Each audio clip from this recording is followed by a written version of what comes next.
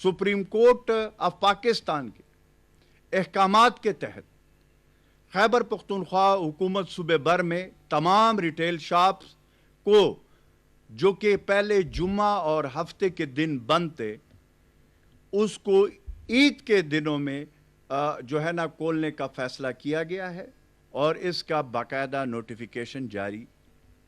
ये जो फैसला है ये सुप्रीम कोर्ट ऑफ पाकिस्तान के अहकामात के तहत हमने पहले मंडे से 4 दिन ऑनवर्ड ये 5 बजे तक हमने इजाज़त दी थी और उसमें जुम्मा हफ्ता और इतवार इसके ऊपर पाबंदी थी।